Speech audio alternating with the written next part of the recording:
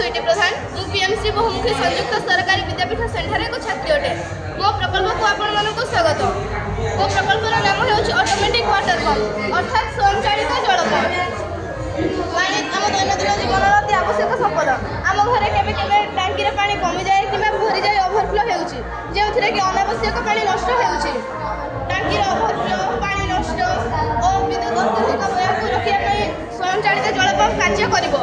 एहार मुख्य उद्देश्य गुड़िक हेउची अनावश्यक पानी को नष्ट हेबारु रोकिबा, मोटर को सेंसर द्वारा ऑन किबा ऑफ करिबा एवं विद्युत को समय संचय करिबा।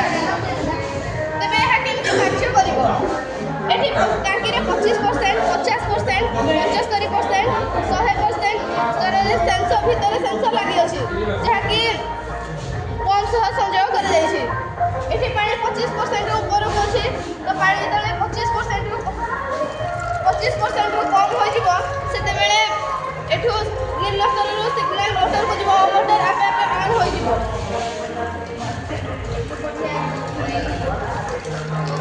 सेते बेले हमर 25% अछि पानी हमर ये पटे ऑटोमेटिकली ऑन होला।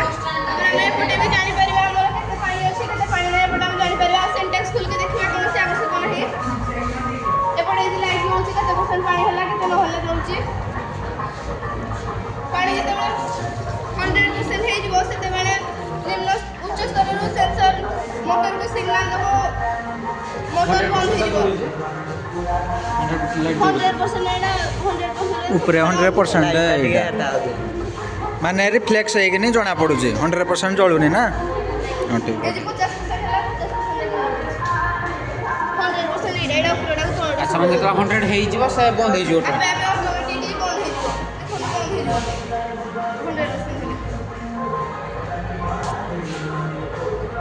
प्रयोग करि परिबा घरोई पानी टांकी, हॉस्पिटल, स्कूल, कॉलेज, शिल्प उद्योग, अपार्टमेंट बड़ बड़ अपार्टमेंट गुडी करे हम प्रयोग करि परिबा।